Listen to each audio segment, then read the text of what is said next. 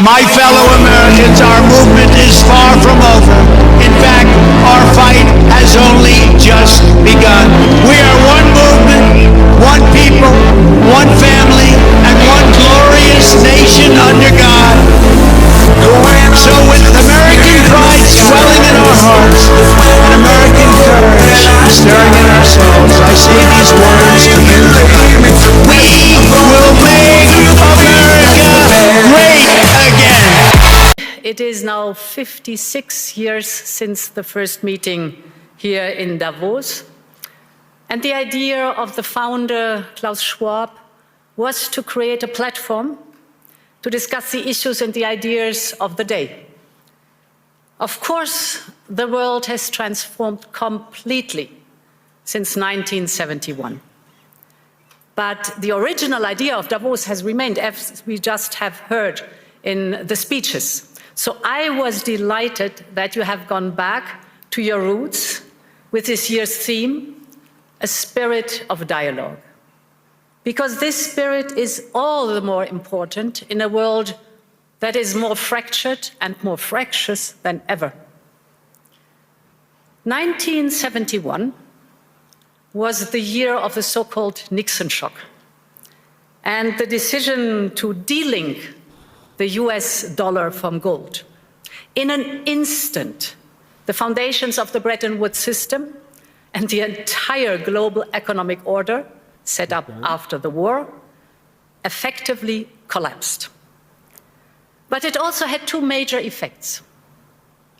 It inadvertently created the conditions for what would become a truly global order, and it provided a sharp lesson for Europe and on the need to strengthen its economic and political power. It was a warning to reduce our dependencies, in this case, on a foreign currency. The world may be very different today, without any question, but I believe the lesson is very much the same. That geopolitical shocks can and must serve as an opportunity for Europe. And in my view, the seismic change we are going through today is an opportunity, in fact, a necessity, to build a new form of European independence. And this need is neither new nor a reaction to recent events. It has been a structural imperative for far longer. So when I use this term, European independence, around a year ago, I was surprised at the skeptical reactions. But less than 1 year on, there's now a real consensus around this. The sheer speed and almost unthinkable scale of the change have driven this, but the underlying imperative is still the same.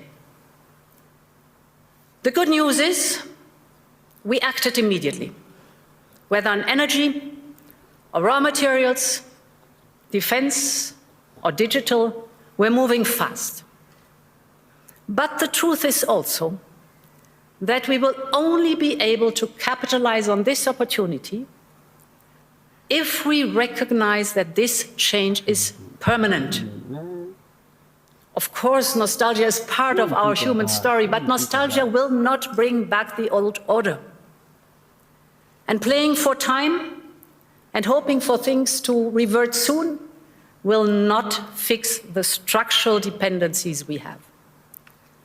So my point is, if this change is permanent, then Europe must change permanently too. It is time to seize this opportunity and build a new independent Europe. And ladies and gentlemen, this new Europe is already emerging. On Saturday, I was in Asunción, in Paraguay, to sign the EU-Mercosur trade agreement. Please, if this is your first time watching this video, please you can hit up the subscribe button, like and share this video for more videos like this to come in the future. Peace out. It was a breakthrough after 25 years of negotiations. And with it, the European Union and Latin America have created the largest free trade zone in the world, a market worth over 20% of global GDP, 31 countries with over 700 million consumers aligned with the Paris Agreement.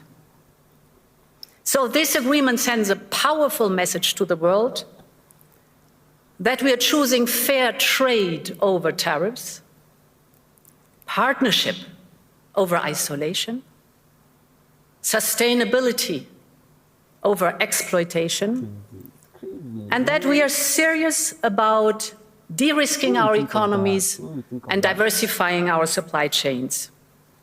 And that will not stop in Latin America. Last year, we reached new agreements with Mexico, Indonesia, and Switzerland, our host country. We're working on a new free trade agreement with Australia.